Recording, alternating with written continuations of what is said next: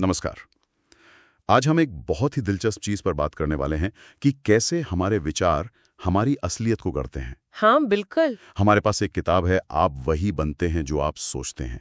अपने मन को जीतो, अपने जीवन को जीतो। जी। और हमारा मकसद है समझना कि सोच आखिर कैसे हमारी जिंदगी की कहानी लिखती है और क्या इसे काबू में करने के रास्ते हैं। बिल्कुल।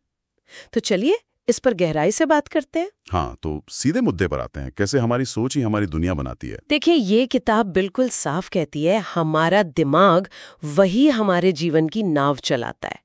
पर ये सिर्फ पॉजिटिव थिंकिंग या इच्छा शक्ति की बात नहीं है। अच्छा। हाँ, इसे माइंडसेट का विज्ञान कहा गया है। ये समझना कि हमारी सोच असल में दिमाग में कैसे पैटर्न बनाती है और हमारे बर्ताव पर कैसे असर डालती है।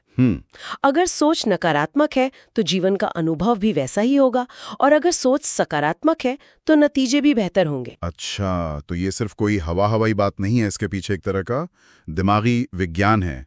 ये जानना तो वाकई अहम है। बिल्कुल। इसे समझाने के लिए किताब में दिमाग की तुलना एक बगीचे से की गई है। कहा गया है कि ये दिमाग एक जमीन की तरह है। हाँ, ये मेटाफर बहुत अच्छा है। अगर डर, शक या नकारात्मकता के बीज बोएंगे तो फसल भी वैसी ही निराशाजनक होगी। और बिल्कुल इसके उलट अगर आत्मविश्वास, उम्मीद, संभावनाओं के बीज बोएंगे तो फिर कामयाबी और सुकून की फसल लहलहाएगी। इसमें ना दोहराव का रेपिटेशन का बहुत बड़ा हाथ है। दोहराव कैसे? जो ख्याल हम बार बार सोचते हैं वो धीरे धीरे हमारे यकीन में बदल जाते हैं, फिर हमारी आदत बन जाती हैं। जैसे कोई लगातार सोचे ये मुझसे नहीं होगा, मैं ये नहीं कर सकता, तो उसका दिमाग वाकई उसे मुश्किल मानने लगता है।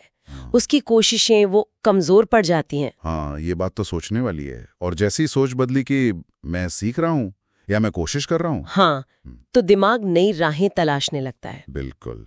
इसका मतलब है अपने विचारों को बस देखना, बिना उन्हें सही गलत ठहराए। बस देखना। हाँ, जैसे आप सड़क पर आती जाती गाड़ियों को देखते हैं, पहचानना कि कौन से विचार बार बार आते हैं, किन हालात में आते हैं, उनके साथ कैसी भावनाएं जुड़ी हैं, ये जानना ही पहला कदम है। और इसी से जुड़ा एक सवाल किताब पूछती है जो मुझे बहुत अच्छा लगा।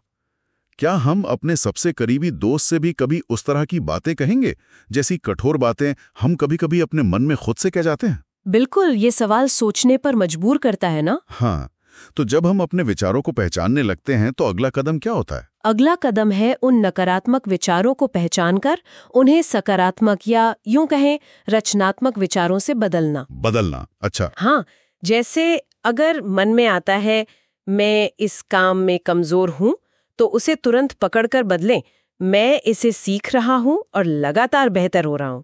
ये सिर्फ शब्दों का हेरफेर नहीं है। नहीं, ये अपनी अंदरूनी कहानी को बदलने जैसा है। इससे नजरिए में फर्क आता है। नजरिए में फर्क। ये तो हुई सोच को बदलने की बात। इसके बाद जो तकनीक आती है वो है विजुअलाइजेशन और एफर्मेशन। हाँ, यानी मन में कामयाबी की तस्वीर देखना और सकारात्मक वाक्य दोहराना, जैसे मैं काबिल हूं, मेरे विचार मेरे काबू में हैं, या मैं अपनी जिंदगी खुद बना रहा हूं। और इसमें मजेदार बात यह है, जैसा किताब बताती है, कि हमारा दिमाग कल्पना और हकीकत में बहुत ज्यादा फर्क नहीं कर पाता। सच में? हाँ, जब हम पूरी शिद्दत से कामयाबी की कल्पना करते हैं तो दिमाग में वैसे ही रास्ते बनने लगते हैं जैसे असल कामयाबी के वक्त बनते हैं। अच्छा। और एफर्मेशन यानी वो सकारात्मक वाक्य दोहराना, वो भी इसी प्रक्रिया को मजबूत करता है। सोचने के पैटर्न बदलने के साथ साथ किताब एक और अहम बात पर जोर देती है, अपनी मानसिक खुराक पर ध्यान देना। हम अपने दिमाग में डाल क्या रहे हैं। बिल्कुल सही। जैसे शरीर के लिए पौष्टिक आहार जरूरी है, वैसे ही दिमाग के लिए भी। इसका मतलब है नकारात्मक खबरों से, सोशल मीडिया की बेकार की बहस से, या ऐसे लोगों से थोड़ी दूरी बनाना जो हमेशा शिकायत करते हैं या मायूसी फैलाते हैं। हाँ, ये तो आजकल बहुत होता है। बिल्कुल। इसकी जगह अच्छी किताबें पढ़ना, प्रेरणा देने वाले लोगों की बातें सुनना या उनके साथ वक्त बिताना, ये सब दिमाग को मजबूत और सकारात्मक बनाते हैं। और आखिर में शायद सबसे ठोस कदम है, वो है सोच के साथ कर्म करना, एक्शन लेना। क्योंकि सिर्फ सोचने से तो कुछ नहीं बदलता है ना। एकदम, ये सबसे जरूरी कड़ी है। अगर कोई फिट होना चाहता है तो सिर्फ सोचने से वजन कम नहीं होगा। बिल्कुल। सोच को एक्शन में, कर्म में बदलना होगा। व्यायाम करना होगा, सही खाना होगा। विचार एक बीज की तरह है, लेकिन कर्म वो पानी और खाद हैं। वाह। सोच और कर्म मिलकर ही नतीजा लाते हैं। बिना कर्म के सोच सिर्फ एक ख्वाब है। इसके उदाहरण तो रोज ही दिखते हैं। कोई छात्र अगर मान ले कि गणित उसके बस का नहीं, तो वो कोशिश ही करेगा नहीं। हाँ, करेगा ही नहीं। जबकि दूसरा छात्र जो सोचता है ये मुश्किल है पर मैं सीख सकता हूँ, वो धीरे धीरे आगे बढ़ जाएगा। बिल्कुल। यही बात किसी कारोबारी पर भी लागू होती है। अगर कोई सोचता है मेरा सामान कौन खरीदेगा, तो उसका आत्मविश्वास छलकेगा नहीं और शायद बिक्री पर असर पड़ेगा। सही बात है। संदेश साफ है, आप जैसा बनना चाहते हैं वैसी सोच विकसित करनी होगी और फिर वैसा काम भी करना होगा। तो संक्षेप में कहें तो हमारे विचार ही हमारी हकीकत की नींव रखते हैं। हम दिन भर जो सोचते हैं, अनजाने में ही सही, हम वही बनते चले जाते हैं। बिल्कुल। इसलिए असली चुनौती शायद नकारात्मकता के पुराने पैटर्न को तोड़कर जानबूझकर एक सकारात्मक और कर्म पर आधारित सोच अपनाने का संकल्प लेना है।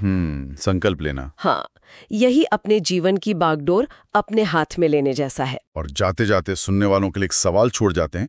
अगर ये सच है कि हम अपने विचारों को बदलकर अपना जीवन बदल सकते हैं, तो इस पूरी प्रक्रिया में वो सबसे बड़ी व्यवहारिक चुनौती या रुकावट क्या हो सकती है, जिस पर सबसे पहले ध्यान देने की जरूरत है? इस पर जरूर सोचिएगा।